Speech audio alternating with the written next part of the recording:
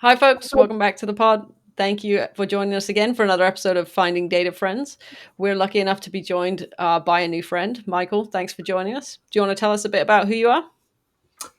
Sure. I currently am a architecture person who works doing a lot of migrations, and I live over on the west coast of the U.S., up in the Pacific Northwest. Perfect. In the Seattle area? No, down in Vancouver, as Paul Turley Okay.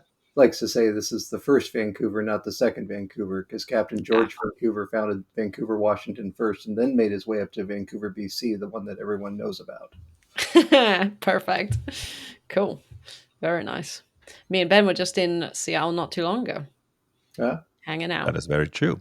I actually met Michael in Seattle in the we, Did community you? zone. we had a rare moment of 15 minutes when he wasn't super busy and I was just chilling up at the top of the new convention center. Yeah, it's a good area there, actually, wasn't it? Yeah, it was nice and quiet. Very cool. Perfect. Well, what the first question we ask all our guests is what your favorite data thing is. So hopefully, you know what that is. Yeah, I've done so many different things, but I think my favorite data thing is just the fact that the data is available. I do a lot of research for one of my nonprofits, and I really enjoy it's a lot of genealogical research, and it's just Hmm. amazing how that I can take something and make something come back to life. I spent a lot of time researching basically old dead guys, and it's interesting to go through, look at the data that I've collated, and then I can try to put together a model about someone who I never met, never would meet, but I can bring them back to life. I think that's what data really does, is that you can actually see things. Now, I understand that all that can be used for evil purposes, of course, too. I just got done reading an article in the Atlantic about this fairly famous con artist, and he just was able to use the internet in order to gather data about all of his different victims. But I like Hmm. that I use it for good. I like that. Very cool. Then are we allowing the answer of the favorite data thing is data? The jury is still out on that one, but For now, at least. For now. For well, now, I think given the explanation and the reasoning for it, I'm going to allow it because It's like Michael didn't specific just data, state my right? favorite thing is data because it's data, but he gave good reasoning, I so I'm having a feeling we can let that one slide. give you other ideas if you want to. I see No, that's it's the all other thing. good. If you were giving us other ideas, then we would basically have to ding you for giving us more than one answer. So That's true. Okay. Oh, I don't want it's really hard to please us here on this I show. know. I It mean, is. as they say, if you can make We're it the here, you can worst. make it anywhere. I've heard that reputation that you're the worst. Yeah. You heard it here, folks. Here. True story. Uh, No, yeah. caught Going me back, off guard I think there. when I chose my job back in Y2K, I think at that point was when I realized that the whole world was going to become a database. I mean, I ostensibly identify as a DBA, even though I Hmm. do a lot more than that. And I realized back literally in the year 2000 when I was going through and fixing a whole lot of Unix boxes and making sure that they were ready for Y2K, because Unix boxes have a lot of components and a lot of firmware. And I happened to have a conversation with the DBA manager at the time, and he said, "Would you like to be a DBA?" And I was like, "Sure, why not?" I mean, it was actually as simple as that, which then led to me going to Oracle school and learning how to install databases and administer them too. Uh, it's data is just data. I mean, that's all it is. That should be a It's sticker. true. Data is just data. And it's everywhere. It is Like you everywhere. said, True. there's data about people who are dead that we've never met, and there's data being generated like every second from all kinds of processes, right? Yes, Yeah, it's wild. Which is good because it keeps us all in jobs, right? it does exactly. Until the point where all the robots are taking over, Jess. Right. Ah, You yeah, the know, AI and the AI and robots. so Yeah, on. yeah, yeah, yeah. Couple years for that. They're getting smarter. Hello, They Mr. are. Copilot. Please don't take my job. Yeah. Unless the Copilot does my job, but Hmm. I still get paid for it, which Well, technically means I'm getting paid to build Legos. I know that Ben knows Frank Geyser fairly well. For better or Speaking for of people worse. that don't work but still get paid, great Yeah, series. there we go. Okay, perfect. He and I had an interesting conversation because I remember that I was at SQL conference, and I remember that it was Buck Woody was talking about AI, and so Frank and I had a kind of an interesting conversation because Buck's main point that I got from his presentation, maybe I wasn't listening very well, was that it's all a matter of probability. It's like how much data is out there to make a point. And so Frank and I had this conversation is that if we were to somehow create a situation where we started publicizing that the sky is actually yellow and not blue, at what point would you reach that tipping point where that you could convince the AIs that are out there that the sky is actually yellow? And think about that. So I mean, again, it goes back to my original point that data is data, and it's about what you want to do with it.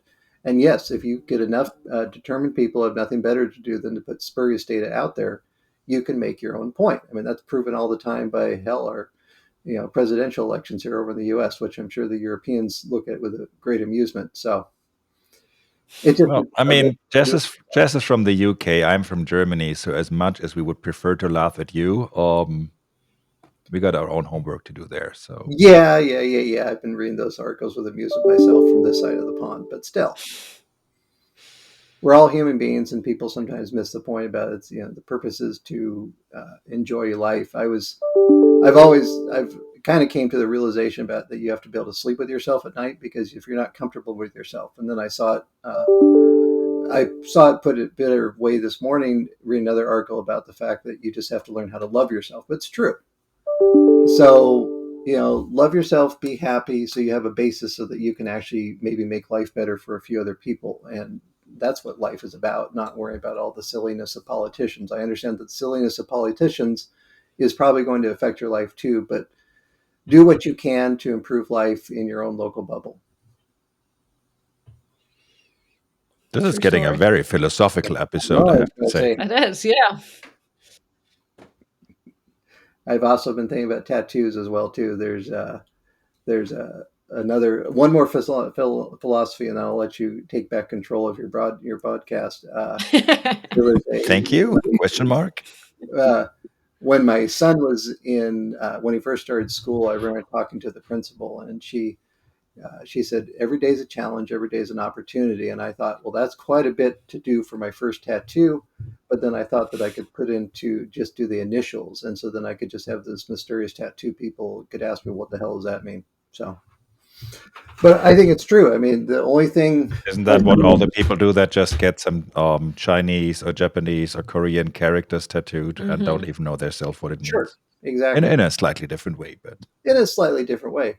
But I was talking to my son about this too, and I said, the only thing holding us back from doing things is ourselves. I mean, we get distracted by lots of things. We have, people issues, maybe work things we have to do, or maybe you just want to play that game. And it's just a matter of what do you want to get done? What difference is it going to make? And I firmly believe in that. If you keep on working towards goals, you're going to finally get to them. Now, I admit that I pretty much spent all of November and December being a little bit overwhelmed by life, but I managed to take some time and finally dig myself out, and so I could move forward again. It's all about which that kind balance, of proves right? your point, because digging yourself out and reaching for that goal, whatever that goal at that specific time is. Making lists. It was actually the pinnacle point was when Ben showed up at the right time at the top of the convention center, and then all of a sudden everything was light and innocent again. So thank you, Ben. He has that effect. I have lots of very different effects, but sometimes I try to do good things. Let me try to. I'm not even going to find a good segue to our second question. Who am I kidding here? There is no way. So I'm just going to ask it, because why not play it easy for once? Michael, when you're not enjoying data being data, what is your favorite non-data thing to do? Being around the water. I like swimming. Pacific Northwest is a good place for that. So, well, maybe not in the oceans. I do most of my swimming in the pool, but I like getting my exercise in the water. I oftentimes socialize with people in the water. I have my swim buddy. I also like being on the water too. I especially enjoy when I was in Europe last time. I took a number of ferries, and I just really enjoyed just standing there, sitting, just watching the water go by. I think it's just very contemplative. But I tend to do most of my best thinking when I'm in the pool exercising. It's like, oh, okay, that's what I'm going to do. I mean, Nice. Jess, since we've had that answer before by Angela Henry, and we also had a couple of other That's right. Yeah, she was semi-athletes on the podcast. How about besides the marching band that we're about to found, we also have like a sports team? Mm-hmm. Sure. Oh, I thought you were going to go synchronized swimming team. I mean, I'm going to Maybe leave that up to more them to general. figure it Okay. out. Perfect. I'm not here for the details. Yeah. I mean, I always hear one that of the swimming issues is I like- have. Sorry, go ahead. I was just going to say, I always hear that swimming is like a great exercise, like very much physically, but also mentally, right? Because you spend a lot of time. Obviously, it's kind of peaceful, but I'm just a really bad swimmer. So any time that I've tried to swim, it's just been like a survival If fight. you can't swim, it's painful. Well, I noticed that way back when I was first going to university, and for lack of a better physiological term, I felt like that my back brain took over, my front brain worked better when swimming laps. Like when you're swimming a lot of laps, all of a sudden the math problems would all of a sudden be solved, and it just because like my brain could actually active instead of having to worry about managing my body because I got myself on the remote. I mean, I'm sure it's the same for.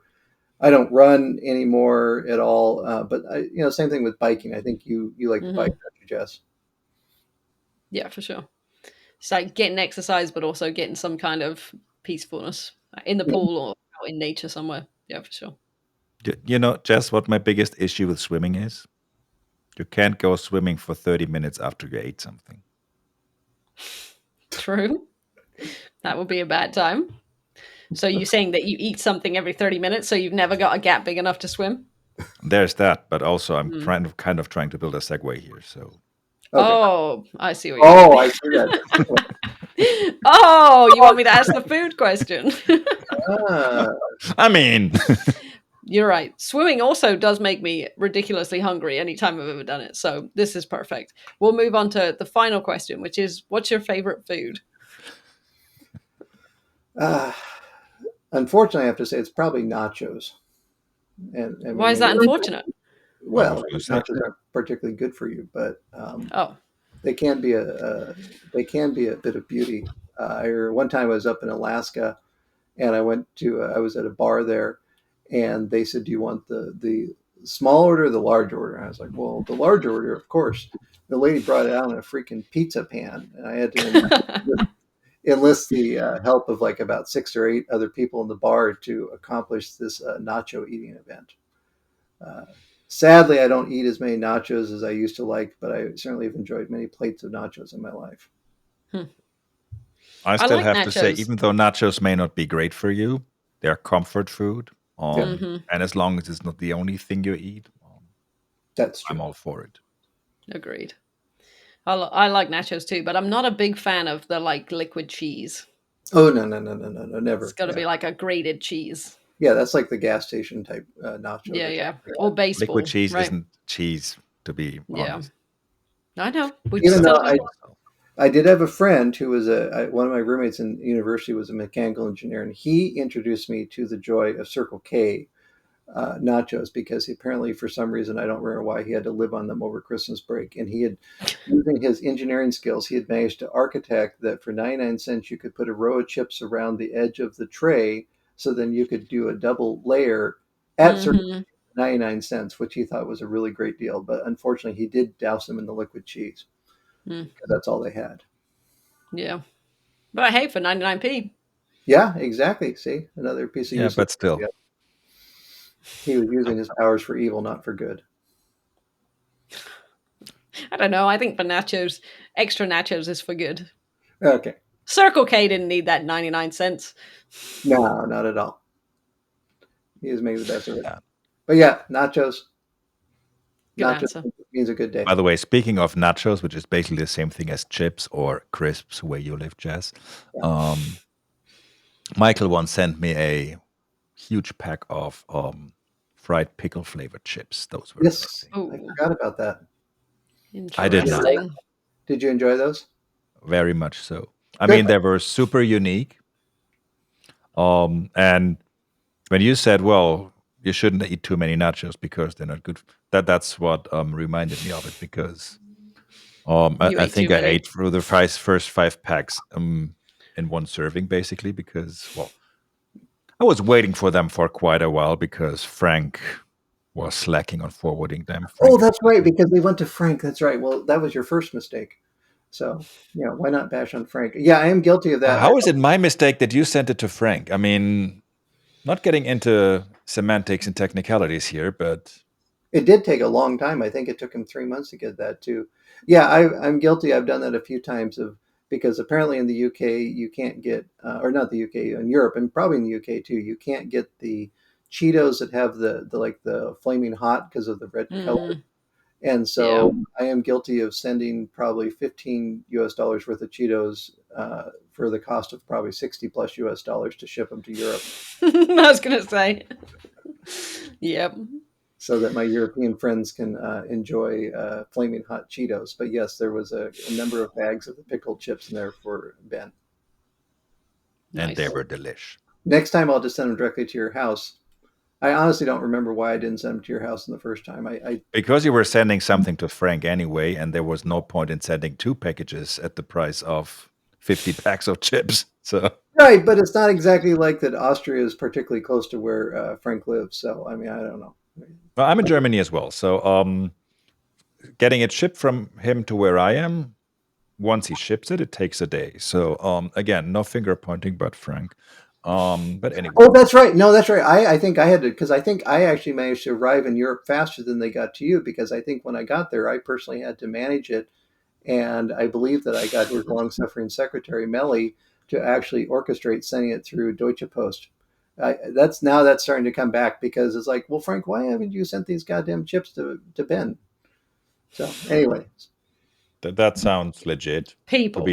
be super honest, I don't fully remember all the details of that transaction. But he likes to talk about shipping you a printer. But anyway, that's a whole other story for another podcast. there's also that could fill an entire episode of that.